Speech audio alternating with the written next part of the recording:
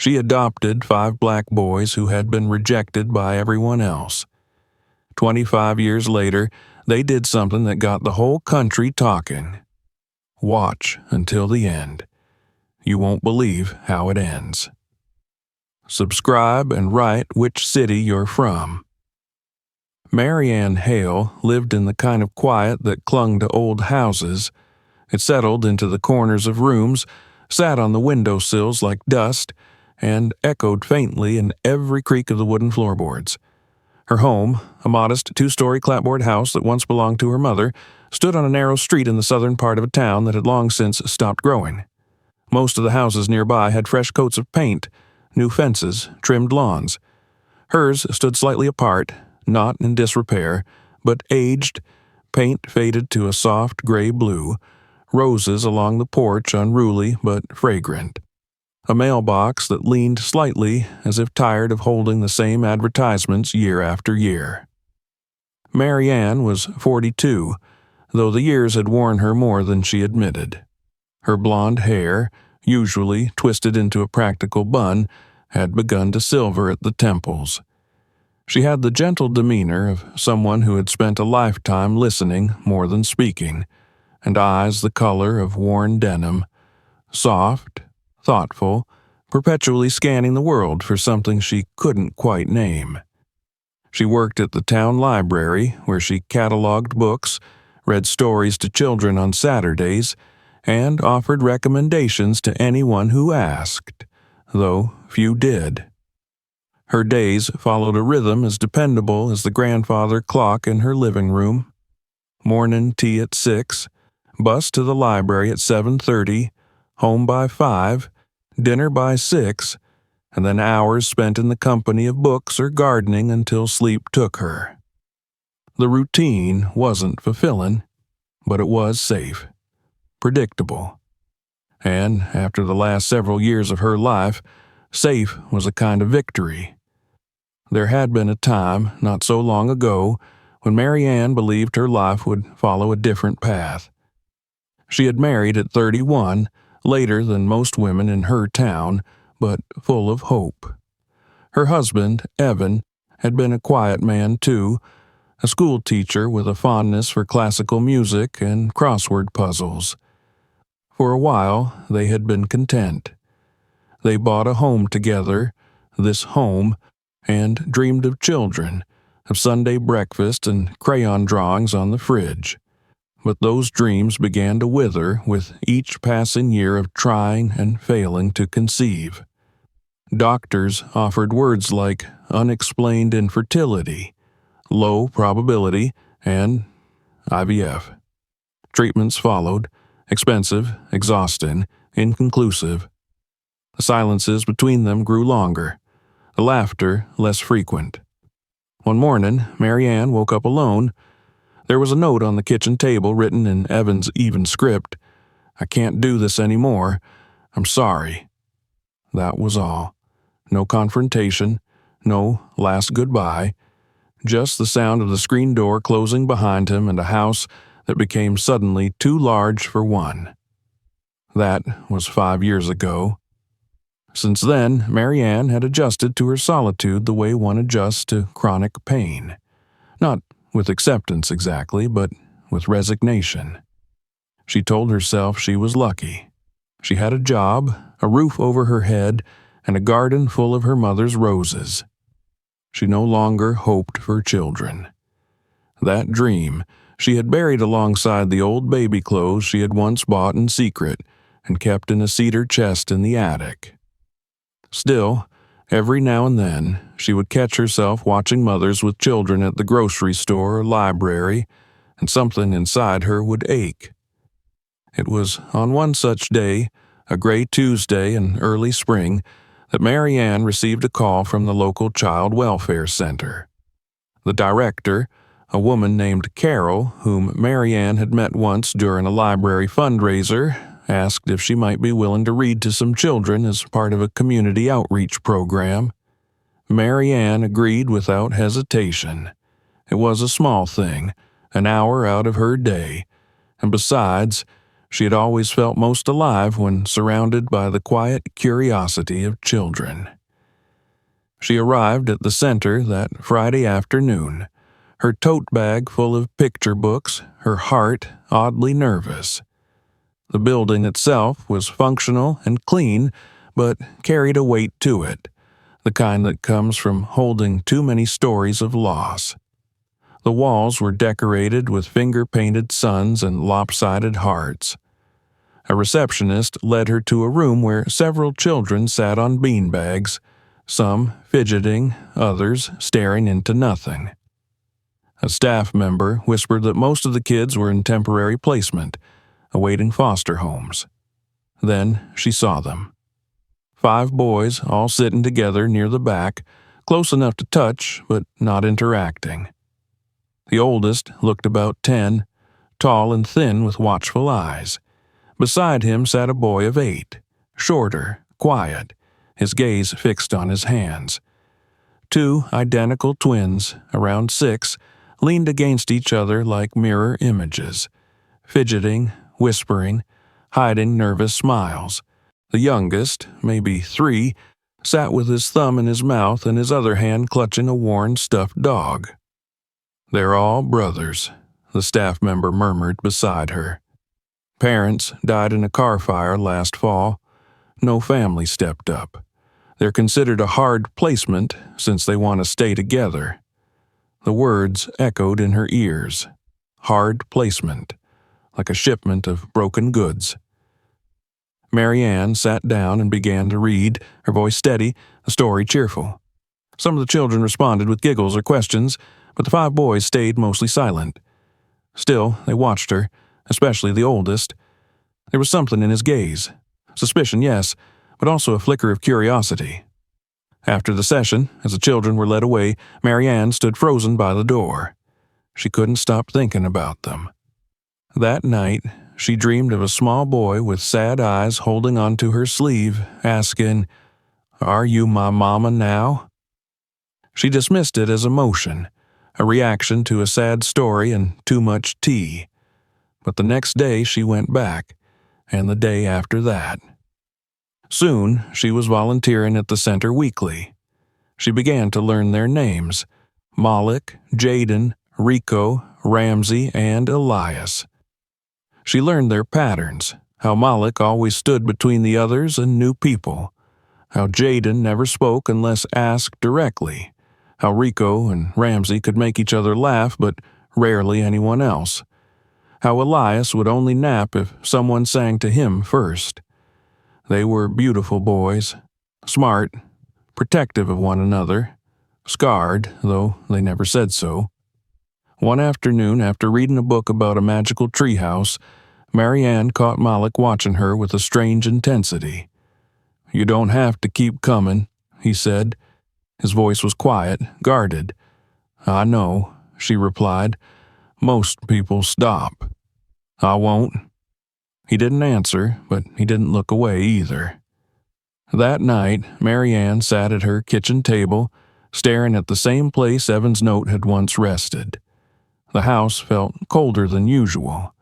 She made herself a cup of tea and sat in silence, then rose and walked to the attic. The cedar chest hadn't been opened in years. Her hands trembled as she lifted the lid. Inside were soft yellow blankets, a rattle shaped like a lion, a set of tiny blue booties. She sat on the floor and wept. By morning, her decision was made. She called the center and asked what it would take to adopt all 5 boys. The voice on the other end of the line hesitated, then asked if she was serious. "I've never been more serious about anything in my life." The road ahead would be difficult. She knew that. The paperwork, the system, the questions, the judgment, it would come. But so would the chance to give those boys a home, a mother, a life where they were wanted, not despite being together, not despite their past, but because they were who they were. Mary Ann Hale had once believed her life was over, that she had missed her chance at motherhood, at love, at meaning. But in that moment, As she stood in the middle of her quiet house, she felt the faint stirrings of something long thought dead: hope. And with it, a determination as fierce and unshakable as any she had ever known. She would not let those boys go. Not again. Not ever. The days that followed Mary Ann's decision passed in a flurry of appointments, calls, and sleepless nights. What had once been a vague ache in her heart had transformed into a fire that lit her from within. The image of the 5 boys never left her. She saw them everywhere, etched into the patterns of raindrops on her kitchen window, dancing in the laughter of passing children outside the library, lingering in the silence of her home. Malek's guarded stare, Jaden's hunched shoulders, Rico and Ramsey's nervous giggles, and little Elias' thumb perpetually in his mouth. Each face anchored itself to her soul. She walked into the child welfare office with resolve stitched into every step. The building, beige and severe, smelled faintly of disinfectant and old paper. A woman with a pinched mouth and tired eyes met her at the front desk and asked her to fill out a preliminary interest form. The words "interested in adopting" were printed neatly across the top, and Mary Ann wrote her name with a steady hand. When the woman scanned the paper and noted the section that listed number of children to adopt, her eyes widened. "All 5?" she asked, glancing up. "You mean siblings?" Mary Ann nodded. "Yes, all 5. The brothers I've been reading to every week." The woman pursed her lips. "That's highly unusual, Miss Hale. Most people won't even consider 3, let alone 5, especially alone." "I know," Mary Ann said, keeping her voice calm, "but I'm not most people. And they deserve to stay together." She was directed to a caseworker named Darlene, a tall, broad-shouldered woman with an afro haloing her head and glasses perched low on her nose. Her office was cluttered but warm, filled with plants and photos of smiling children. She motioned for Mary Ann to sit. "You're serious about this?" Darlene asked after hearing her out, her voice laced with surprise but not disbelief. "I'm very serious." "You live alone?" "Yes." "Any prior experience raising children?" "No, but I've worked with them for years. I've taught, mentored, volunteered, and I know that love and stability matter more than perfection." Darlene leaned back and studied her. "You realize the boys have trauma, right? Especially Malek and Jaden. Elias is still barely verbal. The twins, well, they bounce off each other, but they've been through things too. It's not just about keeping them fed and clothed. You'd need to be ready for behavior issues, identity questions, medical appointments, possibly therapy." Mary Ann nodded. "I'm ready for all of it, or at least I'm willing to try, and I'll get help where I need it." The conversation lasted nearly 2 hours. They discussed finances, housing, family support systems, cultural readiness, and legal processes. By the end, Darlene tapped her pen against the desk thoughtfully. "You're going to have an uphill battle, Mary Ann. You're white. They're black. That alone will raise eyebrows, inside the system and out. I don't want to erase who they are. I just want to love them." "That's a good start," Darlene said, "but it won't be enough for everyone." Mary Ann left the office with a list of prerequisites that felt like an entire life's worth of paperwork: background checks, home inspections, parenting classes, financial disclosures, letters of recommendation. She spent the following weeks immersed in the process, barely sleeping, surviving on instant coffee and the occasional peanut butter sandwich. Every free hour outside the library was spent filling forms, attending state-mandated training sessions, researching transracial adoption and culturally responsive parenting. There were moments of doubt, private, clawing moments late at night when the enormity of it all crashed down on her. When she stared at her savings account and wondered how she'd afford 5 pairs of shoes for school, 5 winter coats, 5 backpacks. When she remembered the look her supervisor gave her at work upon learning of her plan, a tight smile followed by a cautious, "Are you sure this is the right time for such a big change?" Then came the day the first agency rejected her application. The letter arrived on a Friday, folded crisply, its language sterile and cold.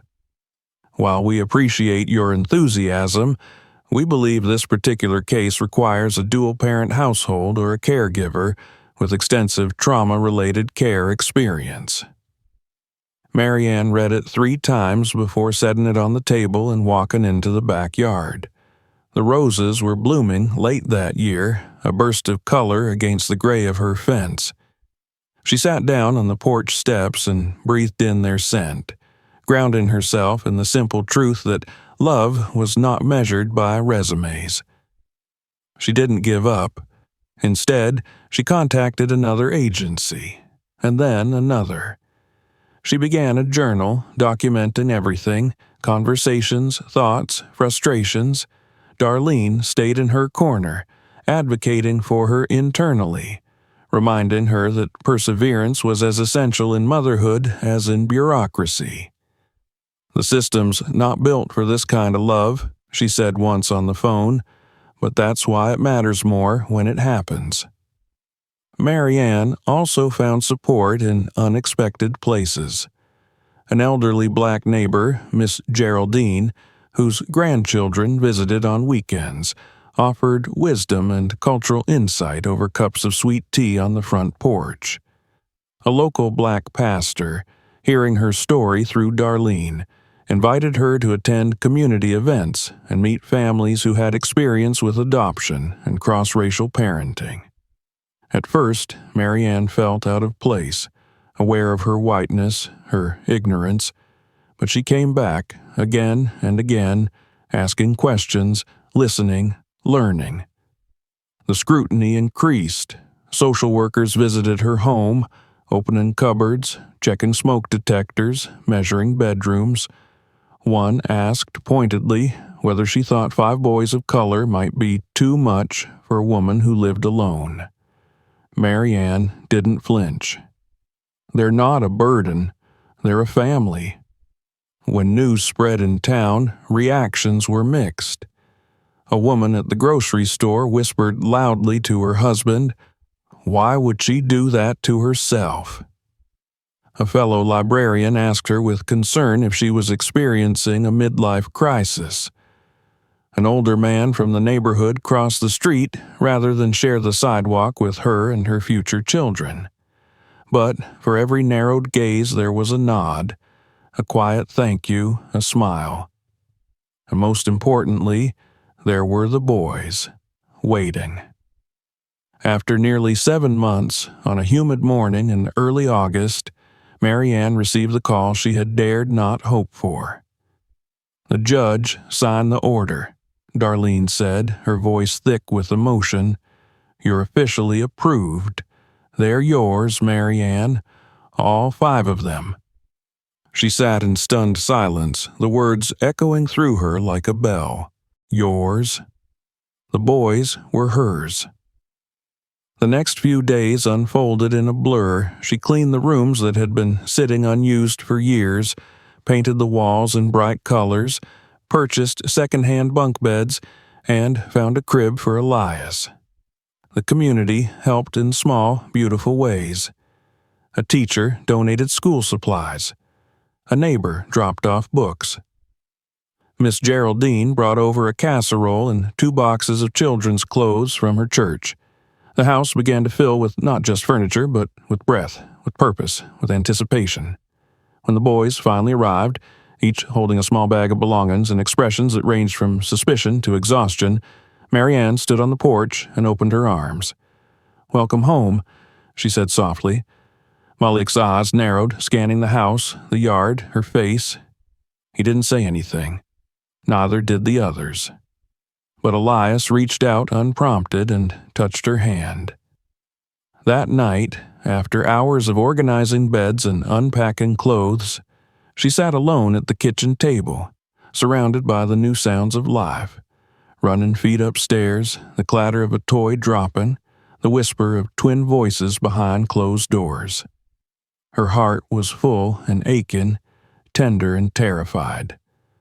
The boys were asleep. She peeked into each room, checked their blankets, listened to their breathing, watched as Elias clutched his stuffed dog. She returned to her own room and turned off the lamp, lying in the darkness as her mind replayed every doubt, every fear, every voice that had told her she couldn't, shouldn't, wouldn't. And then she thought of Malik's eyes, of Elias' tiny hand in hers, of the quiet bond that had begun to form. Against all odds, they were together now, and she would not let them down. The morning after the boys arrived, Marianne awoke not to the usual quiet hum of her old house, but to the sound of feet pattering across the upstairs hallway, a door slamming shut, and muffled voices arguing over who got the blue toothbrush. It was a strange symphony, jarring and wonderful all at once. For the first time in years, the silence she had grown used to was broken, and in its place was life. Breakfast was chaos. Malik, ever the protector, sat at the table with his arms crossed, eyeing everything with caution. Jaden silently stirred his cereal but didn't eat. The twins, Rico and Ramsey, argued over who got the last slice of toast. Little Elias clung to his stuffed dog and refused to sit in the booster seat Marianne had carefully selected. She had burned the eggs, spilled the orange juice, and forgotten which one didn't like peanut butter, but when she looked around at the 5 boys in her kitchen, something in her heart settled. The first week was a whirlwind of adjustments. The boys were used to temporary spaces, to rules that changed with every adult in charge, to furniture that didn't belong to them. Marianne's house, though old, was theirs now. She gave them rooms, not beds in a line, and asked them to help her paint the walls in colors they chose themselves. Rico wanted red. Ramsey wanted green. They compromised with orange and made a mess that took 3 days to clean. Malik wanted blue, deep and dark like the sky before a storm. Jaden didn't choose a color at all, only shrugged when asked. Marianne chose a soft gray-blue for his walls, the same color as her own bedroom, hoping it would offer comfort. There were other adjustments, too, less visible but more pressing. The boys had no sense of schedule. They stayed up late, whispering to each other, sometimes sneaking into the kitchen for snacks at midnight. They were suspicious of her rules, polite to her face, but clearly waiting for the moment she would change, like others had. Jaden, especially, seemed to retreat deeper into silence, always watching, never volunteering his thoughts. Elias cried often and loudly, sometimes over nothing at all, and Marianne learned quickly that holding him through his tantrums calmed him faster than scolding him ever could. She made mistakes, many of them. She burned dinners, forgot appointments, mixed up names. Once, in a hurry, she confused Rico and Ramsey in front of their teacher, and they didn't speak to her for hours. Another time, she tried to braid Elias's hair without knowing how, and he wailed until Miss Geraldine came over to fix it properly and gently showed Marianne the basics. Humility became her closest ally, and with every misstep came learning. She began to keep a notebook with details: who liked their sandwiches cut diagonally, who couldn't fall asleep without the nightlight, who had nightmares on Tuesdays. School brought its own set of challenges. The local elementary school was not prepared for 5 new students. especially not 5 who came from trauma. Malik was placed in a class where his teacher assumed he was aggressive simply because he was quiet and tall. Jaden was reprimanded for daydreaming, though he had tested 2 grade levels above in reading. Rico and Ramsey were separated despite Marianne's requests, and both started acting out. Elias was too young for school, but had to be evaluated for early development intervention, where a white therapist spoke about him in the third person as though he wasn't in the room. When Marianne brought these concerns to the school principal, she was met with a tight smile and practiced placation. "We understand your concerns, Miss Hale, but sometimes transitions are difficult." "They're not the ones struggling to transition," Marianne said firmly. "Your staff is." She pushed. She advocated. She attended every school meeting, every parent night. She called the district and filed formal complaints when needed. She joined a local parents group, mostly black mothers, and listened. She asked questions others were too proud to ask and accepted correction when she erred. Slowly, the school began to shift. Malik was transferred to a more supportive teacher who saw his quiet confidence. Jaden was enrolled in an advanced reading program. Rico and Ramsey were reunited in the same classroom with a firm but loving instructor who understood their dynamic. Elias's new therapist met him on the floor, eye to eye, and called him by name. At home, Marianne worked just as hard to build trust. She created routines, not strict but reliable. Dinner at 6, homework afterward, one-on-one time before bed. Every Sunday became family day, where they cooked together, sometimes disastrously, and watched movies in a pile of blankets on the living room floor. She introduced chore charts with colorful stickers and small rewards. Malik scoffed at first, but ended up taking pride in his assigned tasks. The twins turned cleaning the playroom into a competition. Jaden, ever quiet, surprised her one day by vacuuming the entire downstairs without being asked. One evening, as Marianne was folding laundry, Jaden walked into the room and handed her a paper. It was a drawing. Her, standing in front of the house, the boys around her, all smiling. Above it, in shaky block letters, he had written, "Our family." Her hands trembled as she took it. "Thank you," she whispered, not trusting her voice. Jaden only nodded and walked away, but his face carried the faintest trace of a smile. Moments like that were rare, but they were everything. They came without warning. Rico sneaking into the kitchen just to say goodnight. Malik offering to help Elias tie his shoes. Ramsey crawling into her lap during a thunderstorm. These moments reminded her that love wasn't loud. It was quiet, consistent, patient. It wasn't about grand gestures, but about showing up every single day, even when it was hard, even when it was thankless. There were setbacks, of course. There were fights. Over toys, over bedtime, over who got to sit in the front seat. Elias caught the flu and passed it to all of them in a span of 2 weeks. Rico broke a lamp during a tantrum. Malik once screamed at her in frustration, "You're not our real mom," and slammed the door so hard it cracked.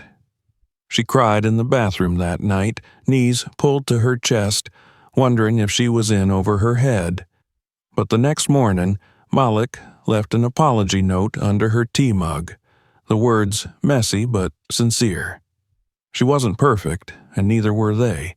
But somehow, amidst the spilled milk, scraped knees, and slammed doors, a family was forming. They began to celebrate victories together. When Rico got a gold star in art class, they had ice cream for dinner. When Elias learned to spell his name, they danced in the kitchen.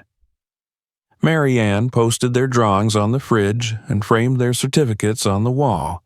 She taught them how to fold laundry, how to cook pasta, how to say sorry and mean it. She read them stories every night, her voice soft and steady, and let them interrupt with questions. They weren't just surviving anymore, they were growing. Marianne noticed changes in herself, too. She laughed more, even when things were messy. Her hands, once always clean and still, became accustomed to scrubbing grass stains and braiding hair. She became less concerned with the opinions of others and more focused on the well-being of her boys. Her life, once orderly and solitary, had become full of noise and meaning. One afternoon, as she sat on the porch, watching the twins chase each other through the yard, Jaden curled beside her with a book, and Elias napped on her lap. She felt something she hadn't felt in years: belonging. She was no longer the woman with the empty house. She was no longer waiting for life to start.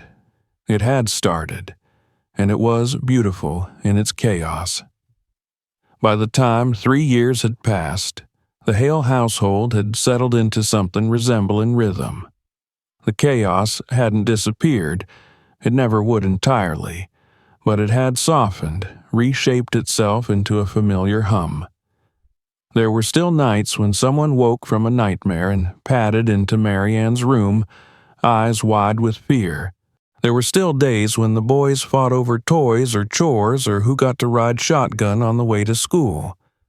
But beneath it all, there was love, solid and unshakable. Marianne had become their home, and they had become hers. The boys had grown taller, louder, and bolder. Malik was now 13, with a voice that had dropped low and a temper that flared like dry leaves catching fire. He was lean and strong, obsessed with drawing buildings and bridges, often losing himself in sketches for hours. He had a deep need for control, for structure, but also a quiet softness that appeared in rare, unguarded moments, like when Elias climbed onto his back or when Jaden had trouble falling asleep and Malik stayed beside him, wordlessly, until he did. Jaden, now 11, remained the most reserved. He was brilliant, quietly so, and devoured books at a speed Marianne could hardly keep up with. He'd become fascinated with biology and anatomy, asking questions about how hearts worked, how bones healed, how medicine could save people. He was gentle in his speech, precise in his movements, and his silences were no longer fear. They were thought. Rico and Ramsey, at 9, were whirlwinds. Their personalities had diverged as they aged, but they remained deeply bonded. Rico was louder, brasher, with a knack for fashion and flair. He cut up old clothes and stitched them together into dramatic, mismatched outfits, proudly modeling them around the house. Ramsey, more introspective, had taken to sketching outfits for Rico, providing designs for his brother's looks. Together, they turned the garage into a studio and filled it with fabric scraps and old mannequins Marianne had picked up at a yard sale. Elias was now 6, talkative and inquisitive, with a love for music that startled them all. He would hum melodies he made up himself, often sitting under the table or in the bathtub, lost in his own world of rhythm. His favorite game was turning pots and pans into drums. Marianne bought him a small keyboard for Christmas, and he played it until the batteries wore out. His teachers said he had a rare ear for tone and pitch. He also had a tenderness that never faded. He hugged everyone, constantly and without warning. But as the boys flourished, the pressures of adolescence began to press inward. Malik struggled with anger. He felt the weight of being the oldest, the protector, and sometimes that pressure erupted. He began talking back at school, challenging authority, refusing to participate in group activities. Teachers labeled him difficult. At home, he became moodier, more withdrawn. He would snap at Rico, ignore Elias, avoid eye contact with Marianne. She tried to reach him, but it was like speaking through glass. One night, after a particularly tense family dinner where Malik barely spoke and left the table early, Mary Ann knocked on his door. He didn't answer. She opened it anyway and found him hunched over his sketch pad, headphones on. She sat on the edge of his bed and waited. When he finally looked up, his expression was hard. "You don't get it," he said. "Help me understand." He hesitated, then threw the sketch pad down. "I'm not like them. Not like the other kids at school. Not like the kids in this town. I'm not even like you." She felt a sting, but kept her voice even. "What do you mean?" "I mean, I'm black, and this world is white, and no matter how much you love me, that's not going to change. I see how they look at me, how they treat me, and it's going to get worse, not better." Mary Ann swallowed the lump in her throat. "You're right," she said. "I can't pretend to know what it's like to be you, but I can listen, and I can stand with you, always." He didn't respond, but he didn't send her away either. That night, she ordered every book she could find on raising black boys in America. She reached out to a black male counselor through the church network and arranged for Malik to start seeing him weekly. At first, Malik resisted, but gradually he opened up and the sharpness in his tone began to dull. Jaden had his own struggles. His intelligence had set him apart at school. Other kids called him weird, robot, or worse. He came home quiet, his shoulders sagging, retreating to his room with his books. Mary Ann noticed his appetite shrinking, his eyes losing their spark. When she asked what was wrong, he always answered with a shrug. Then, one day, she found a notebook under his bed filled with sketches of surgeries, detailed organ systems, and paragraphs about medical procedures, alongside entries titled, "If I Were Normal," and "How to Be Less Strange." Her heart broke reading them. That night, she sat with him in the backyard and told him that brilliance was not something to be ashamed of. That being different was not the same as being alone. They worked together to find him a mentor, a black doctor in a nearby city who agreed to meet with Jaden twice a month. Those visits changed everything. Jaden came back with a light in his eyes and stories to tell. He even started tutoring other kids in science, finding pride in his knowledge instead of shame. The twins' relationship also evolved. As Rico's creativity grew, so did his frustration with rules. He began testing boundaries, skipping homework, sneaking out to hang with older kids, lying about his whereabouts. Ramsey, ever the quieter one, worried constantly and tried to cover for him. Mary Ann caught Rico sneaking in one night past curfew, and the fight that followed was the loudest the house had ever heard. "I'm not a prisoner," he yelled. "Why do you always have to control everything?"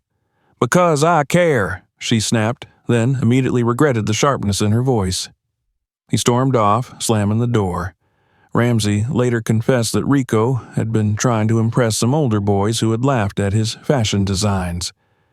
They called him names, said he was acting, not like a real boy. Mary Ann's heart ached. She sat with Rico the next day, no lectures, just presence. She brought out old photo albums of fashion icons of black designers who had changed the world. Virgil Abloh, Patrick Kelly, Ann Lowe. She let Rico talk. He didn't cry, but his voice cracked when he said, "Sometimes I just want to be seen." "You are," she whispered. "I see you, all of you, and I'm proud of you." Their bond deepened after that. Rico and Ramsey returned to their sketches and fabric, more determined than ever. Mary Ann found a local sewing class for teens and signed them up. They thrived, winning a school design contest and earning local praise. Elias, the youngest, was beginning to ask deeper questions. "Why don't I look like you?" Why is my skin darker? Why do people stare at us? Marianne answered with honesty and love. She showed him books with heroes who looked like him, introduced him to stories rooted in African culture, and made sure he saw families that reflected his experience.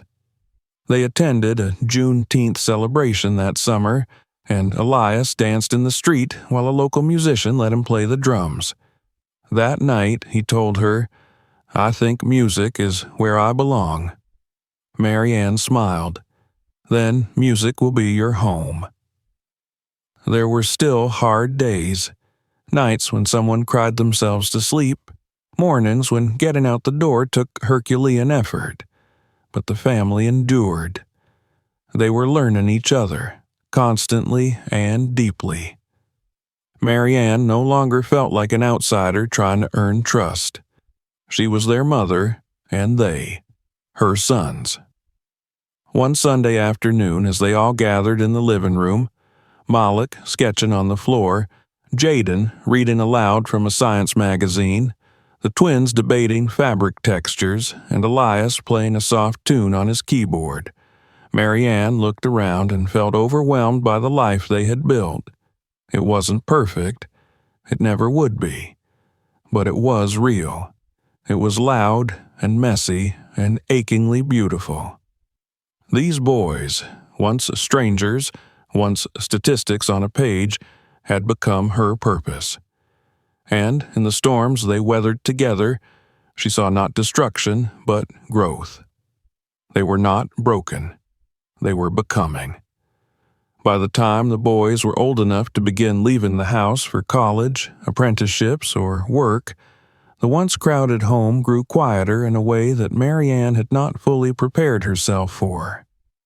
After so many years of shared meals, rushing footsteps, slammed doors, arguments over cereal boxes and who had the front seat, the silence that returned to the house was not the familiar, mournful kind she had lived in before the boys came. It was something deeper, more tender, and laced with pride. It was the silence of accomplishment, of letting go. Malik was the first to leave. At 17, he had received a full scholarship to a university with a nationally recognized architecture program. His application portfolio, pages of careful, imaginative sketches, had earned him not only admission but also personal notes from professors. Marianne drove him to the campus, 4 hours away, in an old van with half a working radio and air conditioning that only functioned when the windows were down. He didn't say much on the drive, just stared out the window, earbuds in, occasionally tapping his sketchbook with a pen. When they arrived, she helped him move into his dorm. Neat, small, already humming with energy, and the scent of too many bodies in too little space. Malik worked quickly, efficiently, arranging his books, pushing his desk against the wall, stacking sketch pads with almost ritualistic focus. When it was time to leave, Marianne stood in the doorway, trying to smile. "You've got this," she said. He looked up, and for the first time in weeks, his face softened.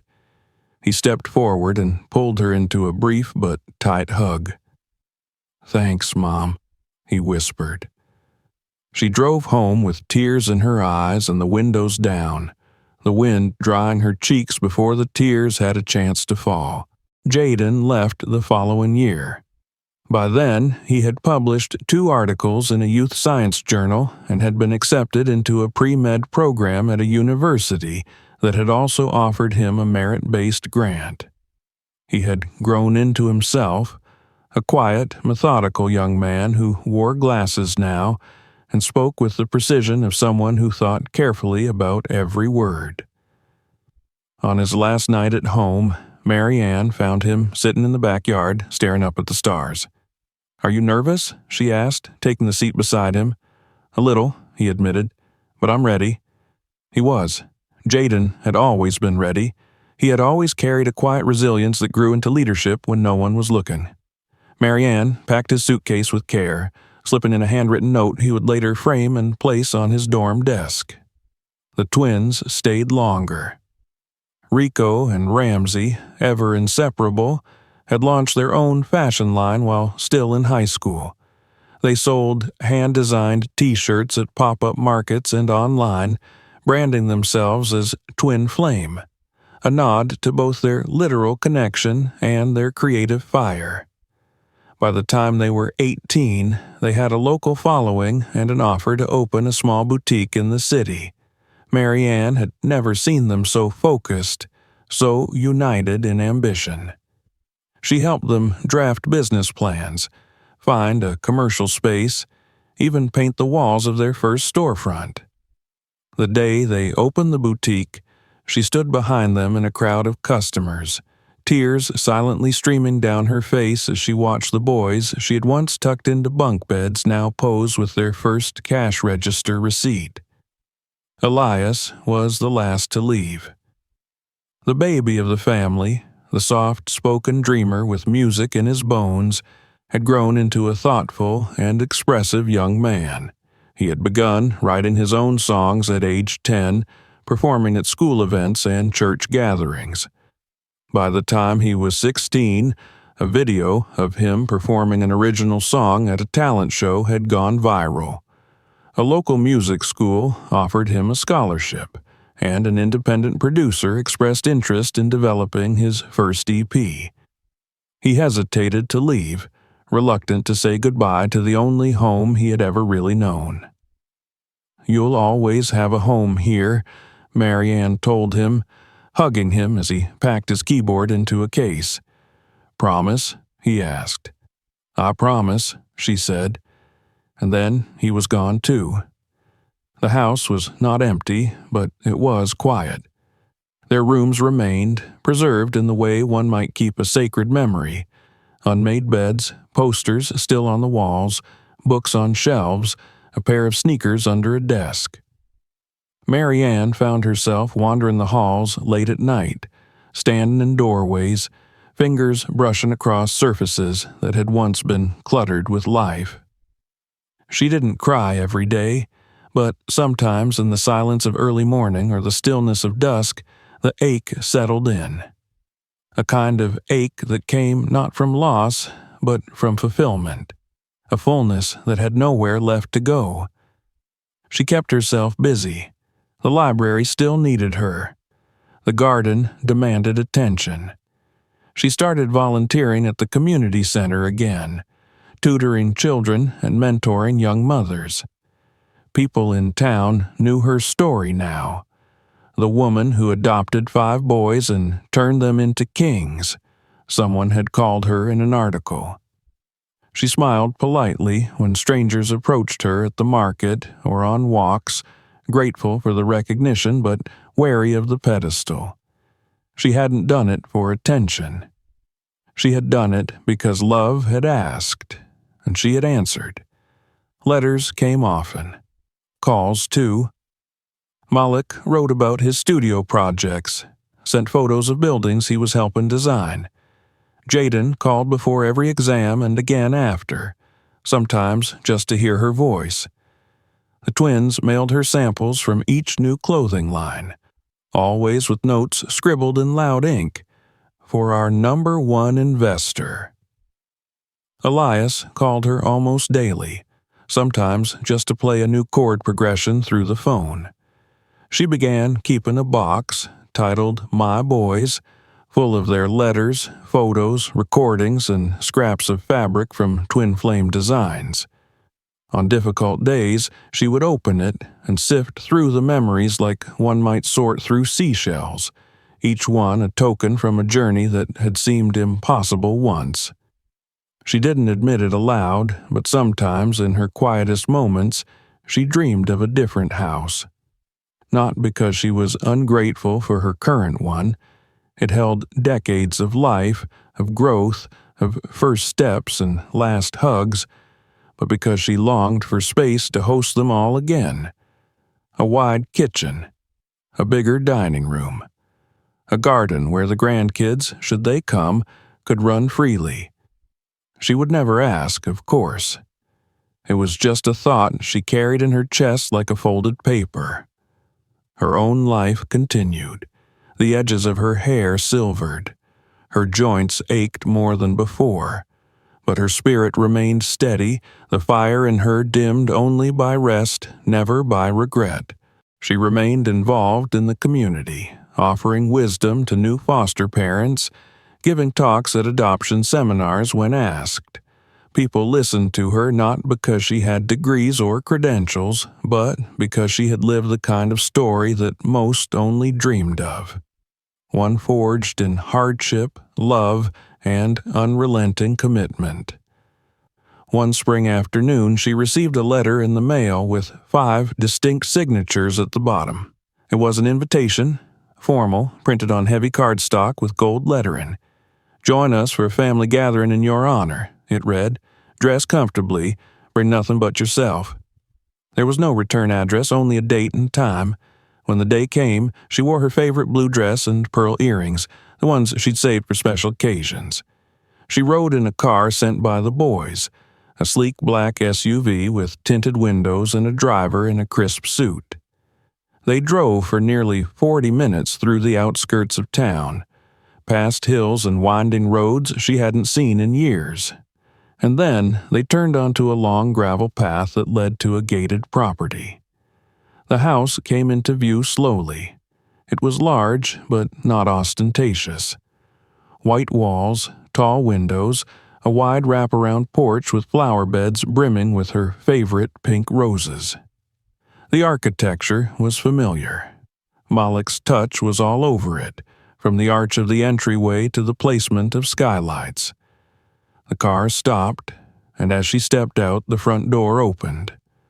All 5 of them stood there, her sons grown and radiant, each beaming with a pride that needed no words. She stood frozen, hand to her chest. "This," Malek said, stepping forward and pressing a silver key into her palm, "is yours." The others gathered around her, their arms encircling her shoulders, their eyes bright with emotion. "We built it for you," Jaden added, voice trembling, "for everything you gave, for everything you never asked for." She was speechless, overwhelmed. Her knees buckled slightly, but Rico caught her. "Don't cry, Ma," Ramsey whispered, though his own eyes shimmered. "You'll make all of us cry, too." Inside, the house was everything she had once allowed herself to dream of and more. A spacious kitchen with double ovens, a dining table long enough to seat them all, a music room for Elias, a sewing nook for the twins, a reading library for Jaden, a sunlit studio for Malek. Every wall held framed photos of birthdays, graduations, moments caught mid-laughter. In the backyard, a garden bloomed, and beside it stood a white gazebo with vines curling around the posts. There was even a plaque, carefully carved, that read, "For the woman who built this family." Later that night, as they sat around the table, eating her favorite dishes, prepared by them, of course, she looked at each of them and realized that she no longer had to imagine the life she could have had. She had lived it, and it had turned out better than any dream ever could. Her boys were no longer children, but they would always be hers. And the home they had built was not just a gift, it was a promise. That no matter how far they went, no matter how high they climbed, their hearts would always return to her. The weeks following the unveiling of the new house passed in a blur of soft laughter, shared meals, and long, reflective silences. Mary Ann moved in slowly, as though the walls might vanish if she stepped too quickly. Each day she wandered from room to room, fingers trailing along polished banisters, smooth countertops, window ledges that captured the morning light just right. The kitchen became her sanctuary, a wide, open space with sunlight pouring in through bay windows and cupboards stocked with the spices and tools she had always wanted but never allowed herself to ask for. She cooked there often, humming quietly as she did, finding rhythm again in the act of making food not just to eat, but to gather. The boys, now grown and scattered across states and even borders, returned often. They had their own lives, careers that pulled them toward deadlines, performances, boardrooms, and runways. But somehow the house remained a tether. Mary Ann never questioned it. She simply kept the doors unlocked and the beds made. On Sundays, the house filled again. Not with the rough, energetic chaos of their childhood, but with the warm, generous noise of adulthood. Deeper voices, broader shoulders, laughter layered with memory. Jaden always arrived first, slipping into the kitchen to help prepare the table. Rico and Ramsey came next, arguing about something trivial before collapsing in the den with cups of coffee they rarely finished. Malik brought blueprints sometimes, rolled under his arm, half distracted by a project in his head. Elias never failed to bring music, either by softly singing to himself or setting his phone to play whatever song he was working on that week. They told stories. They teased each other, and they never let her lift anything too heavy. Mary Ann kept their childhood photos in the hallway, framed in simple wood. She never replaced them with newer ones. They were there not as replacements, but as reminders. Her boys were men now, yes, but they had once been small, vulnerable, afraid, and she had loved them in every stage. The marks on the doorframe from where she used to measure their height still remained. Malik's at the top, Elias barely past her waist. She never asked for anything. She had lived her life given, not because she felt it was a duty, but because it was simply who she was. And the joy she received, the kind that can only come from watching those you love thrive, was more than enough. But her sons had not forgotten, and they had one more gift to give. One warm evening in early summer, Mary Ann sat on the porch swing, the air fragrant with the scent of blooming roses. The sun had dipped just below the horizon, casting a golden haze across the garden. She was sipping sweet tea, the glass beating with condensation when Malik joined her, folding his long frame into the chair beside her.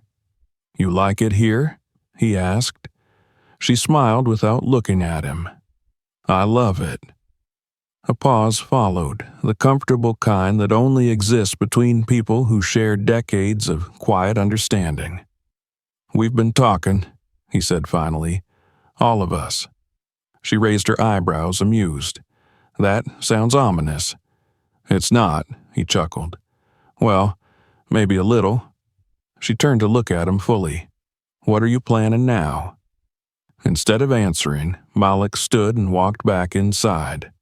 A moment later, all 5 boys came onto the porch, Jaden carrying a thick folder, Rico and Ramsey holding a small wrapped box between them, and Elias trailing behind, humming a tune under his breath. They sat around her, forming a semicircle, suddenly quiet. Elias broke the silence first, sitting on the ground at her feet and resting his head on her knee like he used to when he was small.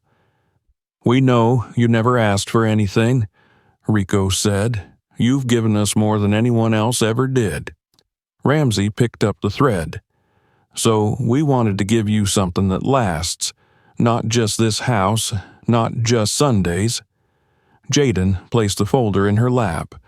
"It's all official, signed and notarized." She opened it slowly. Inside were a stack of legal documents neatly organized and sealed with ribbons.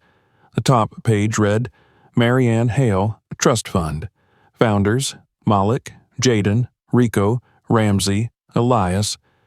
She blinked, her breath catching in her throat. "It's a fund," Jaden explained. "For you, for whatever you want.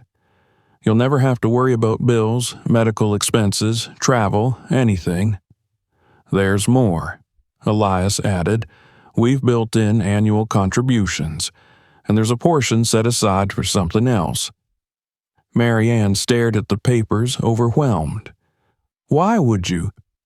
Because you gave us everything, Malik said, and we wanted to make sure you'd never need to ask for anything again.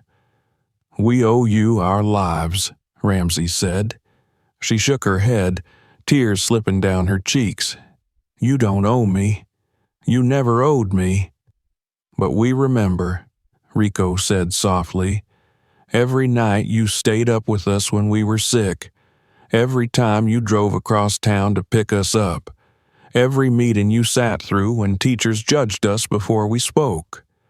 Every birthday cake you baked from scratch, even when you didn't have enough money for candles. Every hug, Elias whispered.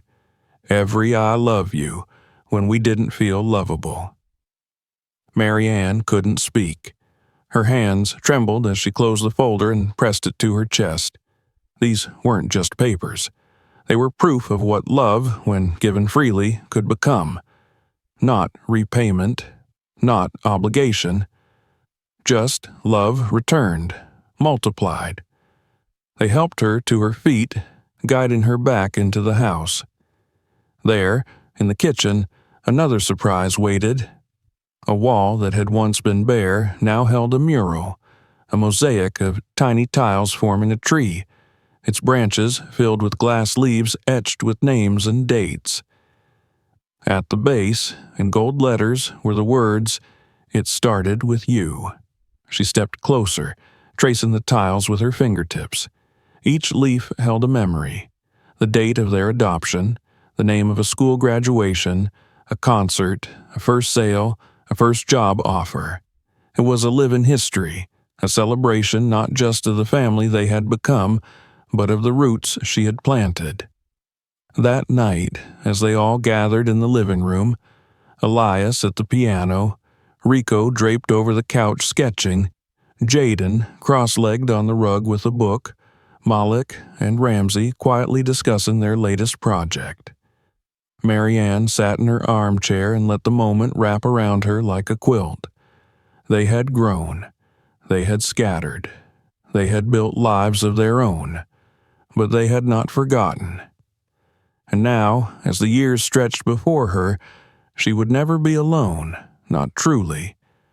Not when her boys had ensured her comfort, her dignity, and her continued purpose. They called her Mama.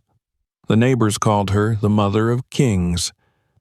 But she, sitting in the home built from love and gratitude, called herself something quieter, something simpler, grateful. And that, more than any title, was what mattered most. The summer that followed Mary Ann's official retirement was filled with more noise and motion than anyone expected, though she had imagined her 60s beginning quietly, with days spent in her garden, afternoons reading on the porch swing, and evenings cooking dinner for one or two. Life had other plans. Her Sundays, once predictable and serene, had grown louder, livelier, and fuller than ever before.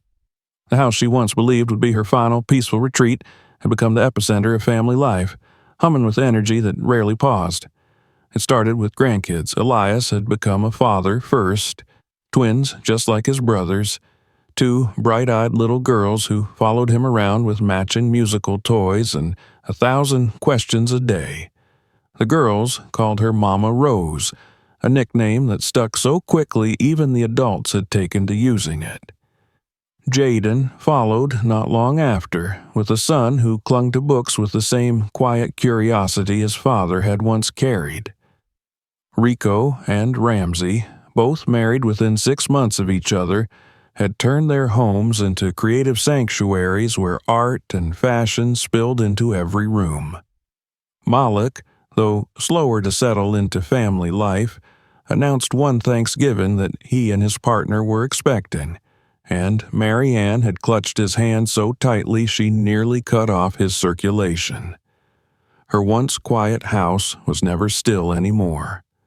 Toys often cluttered the hallway, juice stains found their way into the corners of rugs, and the air rang with the high-pitched voices of children, mixing with the deep, familiar laughter of her grown sons. The days moved in a blur of stories, meals, and stolen moments of reflection. Mary Ann no longer sat in silence. Instead, she found herself surrounded by the symphony of the life she had built. The mural in the kitchen grew too. New leaves were added for each grandchild, etched carefully by Elias's own hand. Mary Ann often stood in front of it, tracing the lines as if touching each moment could somehow stretch it, hold it longer in time. Every tile was a memory. Malek's first building ribbon cutting, Rico and Ramsey's Paris runway debut, Jaden's Medical Humanitarian Award, Elias's Grammy nomination. They had all become more than she had ever dreamed, but never too proud to come home. And then, one spring morning, they came with another surprise. It had started, innocently enough, as a conversation about weddings. Elias and his partner had quietly become engaged, and Jaden had announced that his second child would be walking down the aisle as a flower girl, whether invited or not. Mary Ann had laughed until her eyes watered. The teasing continued, mostly from the twins, about the logistics of fitting that many families into one wedding venue. At the time, it felt like a passing conversation, the kind that floats through Sunday chatter and disappears like steam from a pot of soup. But weeks later, it returned. They came over one evening, all five, dressed too nicely for it to be casual.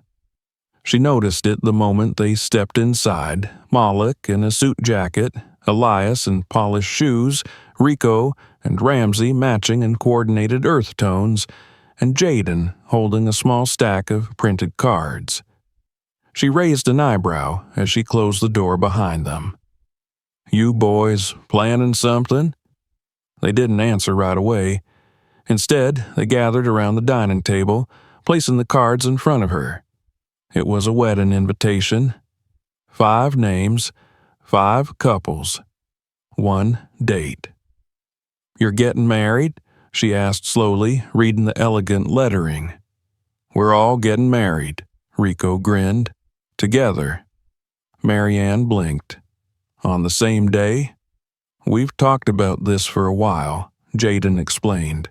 "We figured why not turn the most important day of our lives into something even bigger. Something about family, about unity. And about you," Elias added softly. She looked up, startled. "Me?" "You're the reason we're here," Malek said. "The reason we even know what love is supposed to look like." They called it a celebration of beginnings. 5 weddings woven into one grand ceremony held in the wide gardens of Mary Ann's new home. The planning began immediately, with each son taking on different responsibilities. Rico and Ramsey took charge of aesthetics, naturally, designing everything from the wedding attire to the floral arrangements. Jaden handled logistics, communicating with vendors and organizing schedules. Malek coordinated construction, building an outdoor stage, canopies, and decorative walkways. Elias curated the music, composing an original piece for the ceremony that he planned to perform with a live orchestra. Mary Ann was hesitant at first. She didn't want attention, didn't need grand gestures. But this wasn't about attention. It was about recognition, about gratitude that had matured into legacy. And when the day finally arrived, it became something no one could have imagined. The ceremony was held in late May, under a sky so blue it seemed to echo every shade of joy. Guests traveled from across the country and even abroad to witness it. The garden was transformed. Rows of white chairs lined a green lawn, framed by blooming roses and soft lanterns. Music floated in the air, tender and reverent. 5 grooms stood side by side beneath a massive floral archway, each one holding back tears as their brides walked toward them. But the ceremony didn't begin with vows. It began with Mary Ann. Before the officiant ever spoke, the music paused, and Malik stepped forward, turning to the audience. His voice, once unsure in public, now carried power and poise. "Before we celebrate the love we found," he said, "we want to honor the love that raised us." He gestured toward Mary Ann, seated in the front row in a flowing royal blue gown that Rico and Ramsey had designed just for her. Her silver hair was pinned back, her hands trembling in her lap. When she realized what was happening, her breath caught in her throat. None of this, Malik continued, would exist without the woman who taught 5 broken boys how to become men, how to forgive, how to hope, how to love. He paused, looking at her. She never asked for praise. She never asked for thanks. But today, we give it freely. She is our beginning. She is our home. She is our mother. The crowd stood in unison, applause erupting, thunderous and unstoppable. Cameras flashed, guests wept openly, and for the first time in her life, Mary Ann heard strangers call her a queen. The weddings continued, vows exchanged, kisses shared, dances begun, but for Mary Ann, that moment remained the centerpiece of the day. The photos would later flood social media, spreading across the internet like fire. Headlines followed. 5 brothers marry on same day, honor the woman who raised them. Articles were written. Invitations to speak poured in. A publisher reached out about telling her story in full. Mary Ann declined most of them, preferring her quiet life, but she allowed one interview, conducted in her kitchen over tea, because it would reach other women like her. Women who loved in silence, who gave without expectation, who wondered if anyone noticed, and people noticed. Every Sunday, the house filled again, now not only with her sons, but with their wives, their children, their neighbors and friends. The long table in the dining room overflowed with dishes from every culture and recipe book they had gathered over the years. Laughter echoed off the walls. Toy cars raced under chairs. Juice boxes lay forgotten on side tables. The mural in the kitchen was now impossible to stand before without tearing up. New leaves were added still. Births, anniversaries, milestones. The family tree she never thought she'd have had bloomed far beyond what any of them had imagined. She no longer measured her days in hours but in moments. A grandchild curling up on her lap. Elias's song playing on the radio. Rico's design gracing a magazine cover. Jaden's patient's thank you note arriving in the mail. Malik's firm listed on the side of a building downtown. Ramsey's fashion show broadcasted across international screens. Her name was never printed in bold beside theirs, but it was in every corner, every fold, every page of their stories. And as she sat one evening in the garden, surrounded by the voices of those she loved most, watching the sun dip behind the house that they had built not just from bricks and mortar but from memory and gratitude, she smiled to herself. She hadn't received the life she had once prayed for. She had been given something greater. She had not merely adopted 5 boys. She had raised 5 kings. If this story moved you, don't forget to subscribe for more powerful real-life tales. Watch the next video to discover another unforgettable journey. And if this touched your heart, share it with someone who needs to hear it.